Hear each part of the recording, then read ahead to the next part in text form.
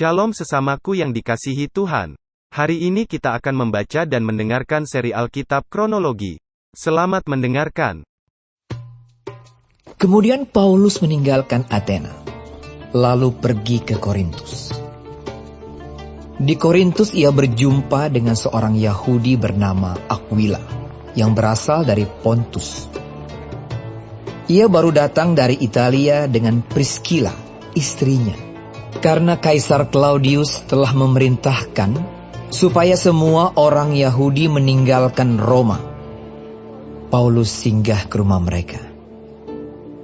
Dan karena mereka melakukan pekerjaan yang sama, ia tinggal bersama-sama dengan mereka.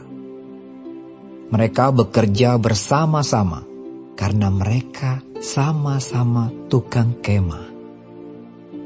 Dan setiap hari Sabat, Paulus berbicara dalam rumah ibadat dan berusaha meyakinkan orang-orang Yahudi dan orang-orang Yunani. Ketika Silas dan Timotius datang dari Makedonia, Paulus dengan sepenuhnya dapat memberitakan firman, di mana ia memberi kesaksian kepada orang-orang Yahudi bahwa Yesus adalah Mesias. Tetapi ketika orang-orang itu memusuhi dia dan menghujat, ia mengepaskan debu dari pakaiannya dan berkata kepada mereka, "Biarlah darahmu tertumpah ke atas kepalamu sendiri. Aku bersih, tidak bersalah. Mulai dari sekarang aku akan pergi kepada bangsa-bangsa lain." Maka keluarlah ia dari situ, lalu datang ke rumah seorang bernama Titius Justus, yang beribadah kepada Allah, dan yang rumahnya berdampingan dengan rumah ibadat. Tetapi Krispus, kepala rumah ibadat itu, menjadi percaya kepada Tuhan bersama-sama dengan seisi rumahnya, dan banyak dari orang-orang Korintus yang mendengarkan pemberitaan Paulus menjadi percaya dan memberi diri mereka dibaptis. Pada suatu malam, berfirmanlah Tuhan kepada Paulus di dalam suatu penglihatan. "Jangan takut. Teruslah memberitakan firman, dan jangan diam.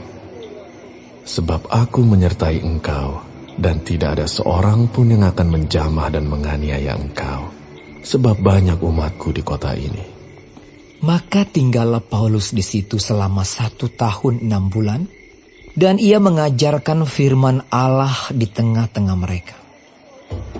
Akan tetapi, setelah Galio menjadi gubernur di Akhaya, bangkitlah orang-orang Yahudi bersama-sama melawan Paulus, lalu membawa dia ke depan pengadilan. Kata mereka, "Ia ini berusaha meyakinkan orang untuk beribadah kepada Allah dengan jalan yang bertentangan dengan hukum Taurat." Ketika Paulus hendak mulai berbicara, berkatalah Galio kepada orang-orang Yahudi itu, "Hai orang-orang Yahudi, jika sekiranya dakwaanmu mengenai suatu pelanggaran atau kejahatan, sudahlah sepatutnya aku menerima perkaramu. Tetapi kalau hal itu adalah perselisihan tentang perkataan atau nama atau hukum yang berlaku di antara kamu, maka hendaklah kamu sendiri mengurusnya. Aku tidak rela menjadi hakim atas perkara yang demikian." Lalu ia mengusir mereka dari ruang pengadilan. Maka orang itu semua menyerbu Sostenes, kepala rumah ibadat, lalu memukulinya di depan pengadilan itu. Tetapi Galio sama sekali tidak menghiraukan hal itu. Paulus tinggal beberapa hari lagi di Korintus. Lalu ia minta diri kepada saudara-saudara di situ dan berlayar ke Syria. Sesudah ia mencukur rambutnya di Kengkrea, karena ia telah bernazar. Priscilla dan Aquila menyertai dia. Lalu sampailah mereka di Efesus. Paulus meninggalkan Priscilla dan Aquila di situ. Ia sendiri masuk ke rumah ibadat dan berbicara dengan orang-orang Yahudi. Mereka minta kepadanya untuk tinggal lebih lama di situ, tetapi ia tidak mengabulkannya. Ia minta diri dan berkata, Aku akan kembali kepada kamu, jika Allah menghendakinya. Lalu bertolaklah ia dari Efesus. Ia sampai di Kaisarea, dan setelah naik ke darat dan memberi salam kepada jemaat, ia berangkat ke Antiokhia. Setelah beberapa hari lamanya ia tinggal di situ, ia berangkat pula, lalu menjelajahi seluruh tanah Galatia dan Frigia untuk meneguhkan hati semua murid. Sementara itu datanglah ke Efesus seorang Yahudi bernama Apolos yang berasal dari Alexandria. Ia seorang yang fasih berbicara dan sangat mahir dalam soal-soal kitab suci. Ia telah menerima pengajaran dalam jalan Tuhan. Dengan bersemangat ia berbicara dan dengan teliti ia mengajar tentang Yesus. Tetapi ia hanya mengetahui baptisan Yohanes. Ia mulai mengajar dengan berani di rumah ibadat. Tetapi setelah Priskila dan Aquila mendengarnya, mereka membawa dia ke rumah mereka dan dengan teliti menjelaskan kepadanya jalan Allah. Karena Apolos ingin menyeberang ke Akaya, saudara-saudara di Efesus mengirim surat kepada murid-murid di situ, supaya mereka menyambut dia. Setibanya di Akaya, maka ia, oleh kasih karunia Allah, menjadi seorang yang sangat berguna bagi orang-orang yang percaya. Sebab dengan tak jemu-jemunya, ia membantah orang-orang Yahudi di muka umum dan membuktikan dari kitab suci bahwa Yesus adalah Mesias.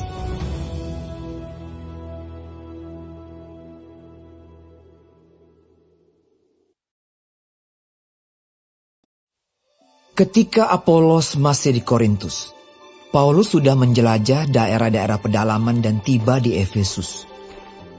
Di situ didapatinya beberapa orang murid.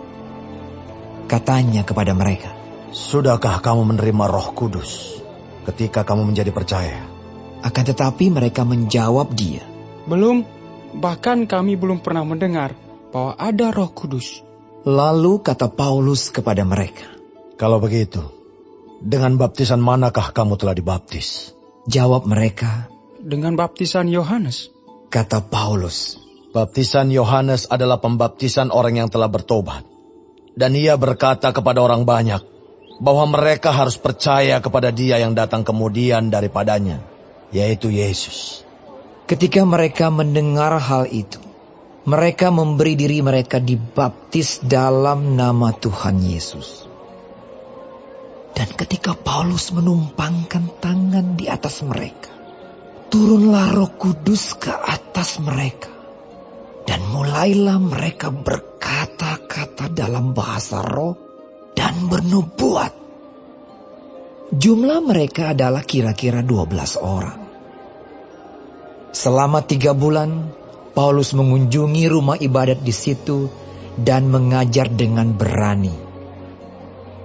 Oleh pemberitaannya, ia berusaha meyakinkan mereka tentang kerajaan Allah. Tetapi ada beberapa orang yang tegar hati. Mereka tidak mau diyakinkan, malahan mengumpat jalan Tuhan di depan orang banyak. Karena itu Paulus meninggalkan mereka dan memisahkan murid-muridnya dari mereka. Dan setiap hari berbicara di ruang kuliah Tiranus. Hal ini dilakukannya 2 tahun lamanya, sehingga semua penduduk Asia mendengar firman Tuhan, baik orang Yahudi maupun orang Yunani. Oleh Paulus, Allah mengadakan mujizat-mujizat yang luar biasa. Bahkan orang membawa sapu tangan atau kain yang pernah dipakai oleh Paulus dan meletakkannya atas orang-orang sakit, maka lenyaplah penyakit mereka dan keluarlah roh-roh jahat. Juga beberapa tukang jampi Yahudi yang berjalan keliling di negeri itu mencoba menyebut nama Tuhan Yesus atas mereka yang kerasukan roh jahat dengan berseru. Katanya, Aku menyumpahi kamu demi nama Yesus yang diberitakan oleh Paulus. mereka yang melakukan hal itu ialah 7 orang anak dari seorang imam kepala Yahudi yang bernama Skewa. Tetapi roh jahat itu menjawab, Yesus aku kenal, dan Paulus aku ketahui. Tetapi kamu, siapakah kamu? dan orang yang dirasuk roh jahat itu menerpa mereka dan menggagahi mereka semua dan mengalahkannya, sehingga mereka lari dari rumah orang itu dengan telanjang dan luka-luka. Hal itu diketahui oleh seluruh penduduk Efesus, baik orang Yahudi maupun orang Yunani. Maka ketakutanlah mereka semua, dan makin masyhurlah nama Tuhan Yesus. Banyak di antara mereka yang telah menjadi percaya datang dan mengaku di muka umum bahwa mereka pernah turut melakukan perbuatan-perbuatan seperti itu.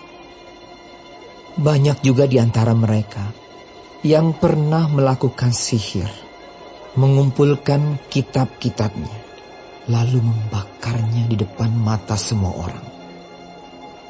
Nilai kitab-kitab itu ditaksir 50.000 uang perak.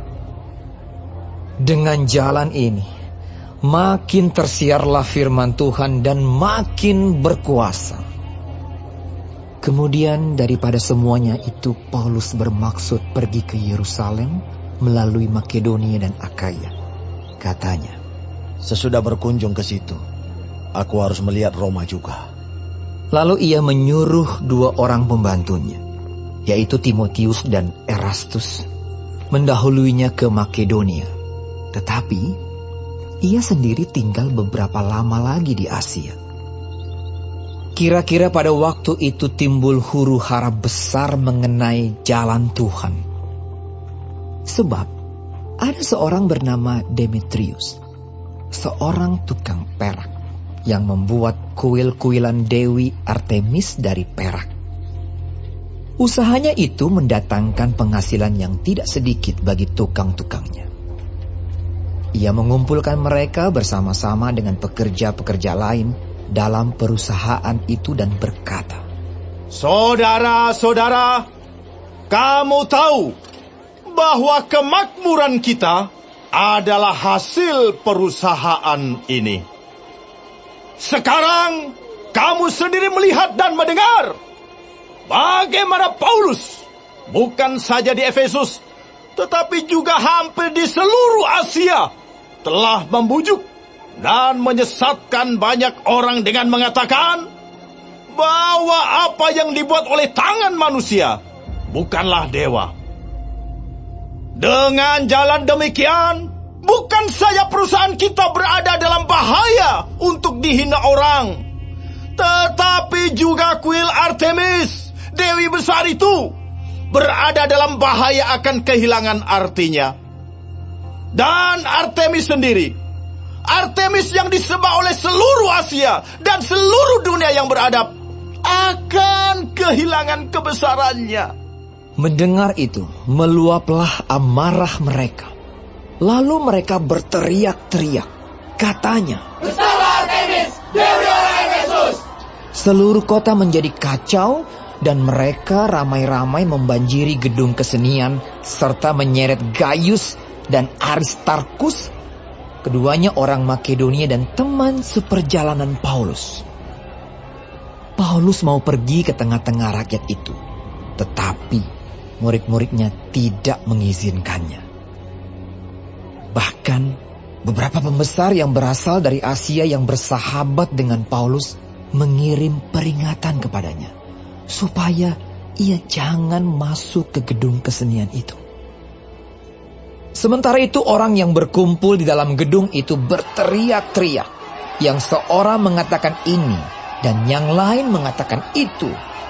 Sebab kumpulan itu kacau balau dan kebanyakan dari mereka tidak tahu untuk apa mereka berkumpul.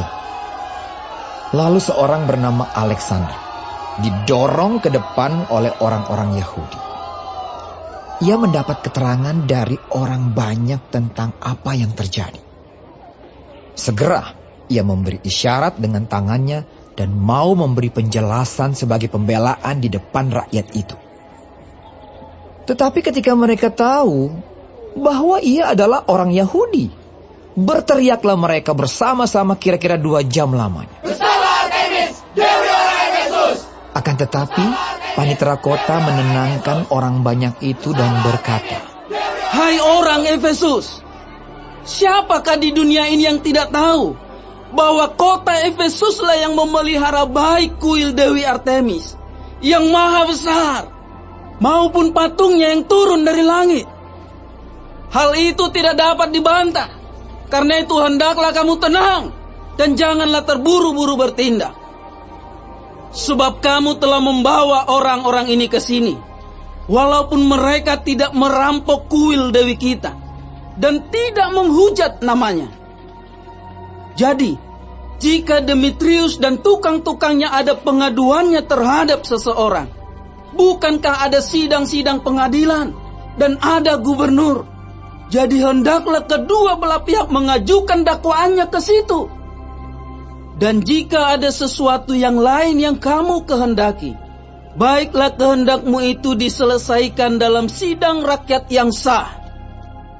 Sebab kita berada dalam bahaya akan dituduh bahwa kita menimbulkan huru-hara pada hari ini, karena tidak ada alasan yang dapat kita kemukakan untuk membenarkan kumpulan yang kacau balau ini. dan dengan kata-kata itu, ia membubarkan kumpulan rakyat itu.